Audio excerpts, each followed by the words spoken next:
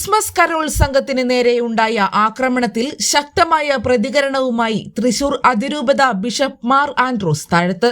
ലോകത്തിന് മുഴുവൻ സന്തോഷത്തിന്റെ സന്ദേശം നൽകുന്ന കരോൾ സംഘങ്ങളെ ശത്രുതാ മനോഭാവത്തോടെ നേരിടുന്നത് ക്രിസ്മസ് സന്ദേശത്തിന് വിരുദ്ധമാണെന്ന് അദ്ദേഹം തൃശൂരിൽ പറഞ്ഞു. മാലാഖമാർ പാടിത്തുടങ്ങിയ സമാധാനത്തിന്റെ സന്ദേശമാണ് കരോളിലൂടെ പകരുന്നത്. ഇതിനെ വർഗീയമായി ആരെങ്കിലും ചിന്തിക്കുന്നുണ്ടെങ്കിൽ അവരോട് ക്ഷമിക്കണമേ എന്ന് മാത്രമേ പറയാനുള്ളൂവെന്നും ഇത്തരം വിദ്വേഷ ചിന്തകളിൽ നിന്ന് എല്ലാവരും മാറി നിൽക്കണമെന്നും ബിഷപ്പ് അഭ്യർത്ഥിച്ചു.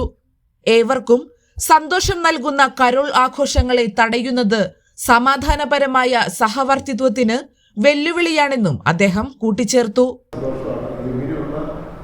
നിഷേധാത്മകമായ രീതിയിൽ ചിന്തിക്കുകയും പ്രവർത്തിക്കുകയും ചെയ്യുന്നവർ ദയവായിട്ട് അതിൽ നിന്ന് മാറി നിൽക്കുകയെന്ന് അഭ്യർത്ഥിക്കാൻ മാത്രമേ പറ്റുള്ളൂ. അതുകൊണ്ട് അതിനെതിരായിട്ട് ശത്രുതാപരമായ ഒരു പ്രവൃത്തി ഉണ്ടാകാൻ പാടില്ല.